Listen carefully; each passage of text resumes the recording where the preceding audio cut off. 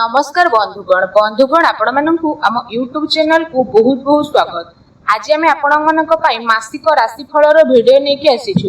ए जो मासिक राशिफल ग्रहंकर चलन और गोचर को नहीं आधारित अटे से आधार में आम आपण कहबू ए मासटी आपणकर किपरि साब्यस्त हेबो ता सहित आपण क्यारियर रे भाग्य रे आपणकर बिजनेस रे प्रेम रे परिवार रे शिक्षा क्षेत्र रे व्यापारिक क्षेत्र रे कौन सब परिवर्तन देखा मिलिबो लव लाइफ आपणकर मैरिज लाइफ रे कौन सब बड़ बड़ परिवर्तन घटिबो कौन अशुभ ग्रहर प्रतिकार पाई आपण माने उपाय करिवे ता सहित वीडियो शेष रे जो प्रतिकार विषय में कहबू जहा को पालन करबा द्वारा आपणक पई ए मासटी अत्यंत शुभमय रे कटि जिवो। जदि कहिबा वीडियोटी आरंभ करबा पूर्वरु आपण माने छुटिया अनुरोध रहिला कि आम चैनल को बे सब्सक्राइब करंतु और वीडियो को गोटे लाइक ते मध्य करंतु आ कमेंट बॉक्स रे हृदय रे जय शनिदेव बोली अवश्य लिखि दियंतु। शनिदेवंकर कृपा हेले आपणक जीवन रे चालुथिबा प्रत्येक दुख कष्ट रो दूर हेबो। एबे आसंतु संपूर्ण वीडियोटी को हमें आरंभ करिबा। आउ ए कार्यक्रम आपणकर जन्म राशि चंद्र राशि उपरे आधारित अटे। तो प्रथमे जानिबा आपणक पई ए मासरे नवग्रहर स्थिति किपरि रहिबो। जदि कहिबा विशेष भाबरे ए मासरे ग्रहंकर स्थिति रे सेकेंड हाउस रे राहु रहउछंती, तृतीय हाउस रे रहउछंती मंगल एवं आपणकर फोर्थ हाउस रे रहउछंती चारोटी ग्रह बुध शुक्र सूर्य एवं देवगुरु बृहस्पति। आपणकर फोर्थ हाउस रे जेहेतु विराजित होई रहिबे आपणक अष्टम रे रहिबे केतु। एबे आसंतु जानिबा प्रथमे आपणकर स्वास्थ्य स्थिति ए मासरे किपरि रहिबो। विशेष भाव में कहबा आपणकर हेल्थ किपरि रहिबो। फास्ट हाउस होई थाए आम इम्यूनिटी सिस्टम रो हाउस। तो आपणकर फास्ट हाउस रो लॉर्ड बनुछंती शनि आ शनि फास्ट हाउस रे जेहेतु विराजित अछंती तो शनिदेवंक ऊपर कौनसी भी पाप ग्रहर दृष्टि पड़िबो नाही। ए कारणरू आपणकर स्वास्थ्य ए मासरे बहुत ही भल रहिबो एवं आपणकर पंचम घरर लॉर्ड मध्ये जेहेतु केंद्र रे विराजित रहिबे आ आपणक नाइन्थ हाउस रे लॉर्ड मध्ये त्रिकोण रे विराजित होई रहिबे तो विशेष भाव में ए कारण आपणकर हेल्थ बहुत भल रहिबो। एबे आसंतु जानिबा विद्यार्थी माननक पई ए मासटी किपरि कटिबो। पंचम हाउस होइते विद्यार्थी माननक पई आ आपणक पंचम घरर लॉर्ड बनुछंती बुधदेव। बुधदेव आपणकर फोर्थ हाउस रे विराजित जेहेतु अछंती तो विशेष भाव में जदि आमे कहिबा पंचम भाग को गोचर करिवे तो विद्यार्थी पई गोटे खुशी रे कथा कि विद्यार्थी 14 तारीख को आपणक पंचम भाग को प्रवेश करिवे। 14 तारीख पर विद्यार्थी बहुत भल समय रहिबो। आ तापर यदि आपणकर एग्जाम किछि रही थाए तो एग्जाम रे मध्ये बहुत भल रिजल्ट आपणको देखिबा को मिलिबो। विद्यार्थी माने पाठ पढ़ा रे कोनोसी भी बड़ डिसीजन लेबा पई चाहुथले तो आपण से सब डिसीजन मध्ये विशेष भाव में नै परिबे। आपणको पई समय बहुत भल रहिबो कारण बुध जेहेतु निज घर को प्रवेश करिवे तो आपण गोटे कथार ध्यान रखंतु कि आपणकर पाठ पढ़ा रे कोनोसी भी डिसीजन लेबा को चाहुथले आपण 14 तारीख पर नियंतु स्थिति भल रहिबो। एबे आसंतु जानिबा आपणकर लव लाइफ किपरि रहिबो। जदि लव लाइफ विषय रे कहिबा पंचम भाग होई थाए लव लाइफ रो हाउस आ पंचम रो लॉर्ड बुध केंद्र रे फोर्थ हाउस रे रहिबा हेतु जेउ राशि मानकर लव लाइफ रे अछंती सेमानक पई स्थिति बहुत ही भल रहिबो कारण शनि निज राशि रे जेहेतु विराजित रहिबे आ शुक्र मध्ये निज राशि रे रहिबे तो बुध शुक्र निज राशि रे जेहेतु एठी प्रवेश करिवे तो विशेष भाव में जदि हम एठी आपण माननकु कहिबो तो जेबे पंचम रे शुक्र विराजित होइथांती तो से राशि रो व्यक्ति माने पूरा रोमांटिक मोड रे रहिथांती आ आपण माने मध्ये 12 तारीख परे विशेष भाव में रोमांटिक हेकि रहिबे।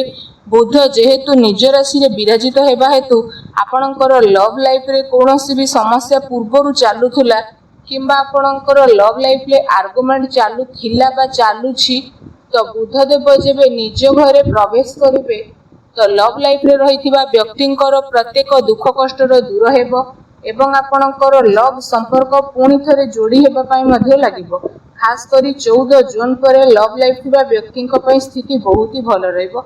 एबे आसंतु जानिबा आपणकर मैरिज लाइफ किपरि कटिबो। जून मासरे सप्तम भाग होई थाए मैरिज लाइफ रो आ सप्तम घर रो लॉर्ड बनुछंती सूर्य आ आ सूर्य आपणकर 4th हाउस रे जेहेतु रहुछंती तो सूर्य 15 तारीख को पंचम भाग रे विराजित हेबे।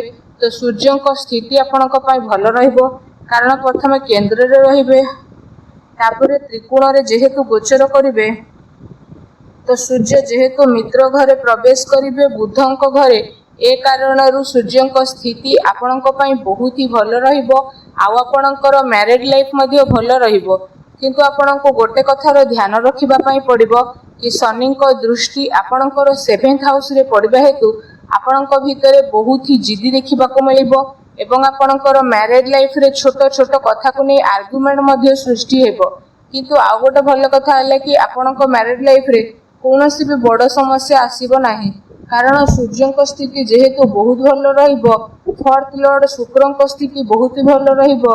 तो जदि एठी विशेष भाव में आमे आपण माननकु कहिबो तो राहु 2nd हाउस रे जेहेतु विराजित रहउछंती तो पानी को टिके आपण कंट्रोल रे रखंतु क्रोध रे आसे कि कोनोसी भी डिसीजन नियंतु नाही एवं कथावार्ता करिवा समय रे विशेष सावधानतार सह कथावार्ता करंतु कारण राहु जेहेतु 2nd हाउस रे विराजित अछंती तो बाणी को बिगाड़ी मध्ये पारंती।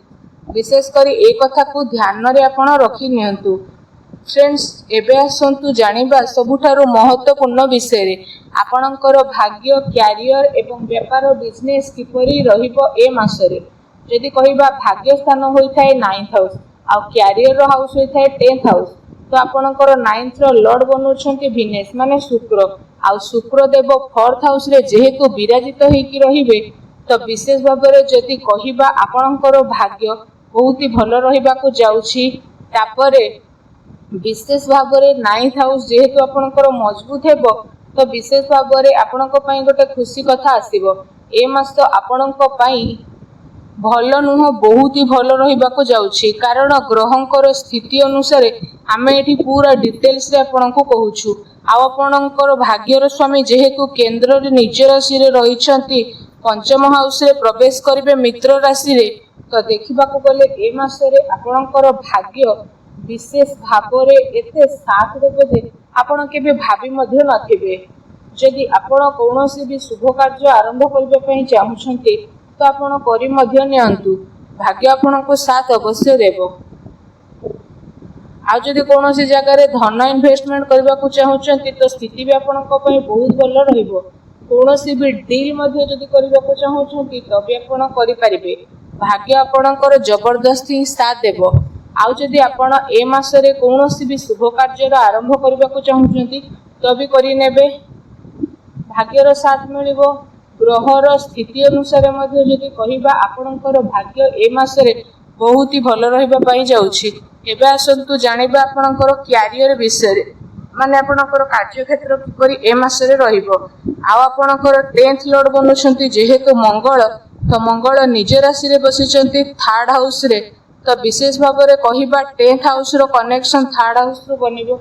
ए कारणरू ए मास रे आपण जे कोनोसी काम मध्ये करिवे तुरंत करिवे जमा मध्ये लेट करिवे नाही कारण 3rd हाउस होई थाए पराक्रम साहसर हाउस एवं राइटिंग रो हाउस होई थाए 3rd हाउस ता सहित छोट छोट ट्रैवलिंग रो हाउस मध्ये होई थाए। आ गोटे भल कथा हला ट्रैवलिंग रे आपन को बहुत ही भल फायदा मिलिबो एवं आपण ए मास रे जे कोनोसी भी कार्य करिवे निज फायदा पई करिवे एवं आपनकर फायदा पई ए मास रे नुवा रास्ता खोली जिवो आपनक पई।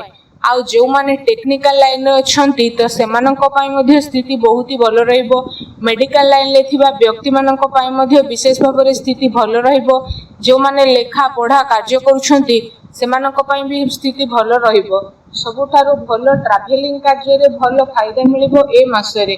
कहिबा को गले आपनकर कैरियर ए मास रे मंगलंकर हाथ रे रहिबो आ मंगलंकर स्थिति मध्ये आपनक पई बहुत ही भल रहिबो।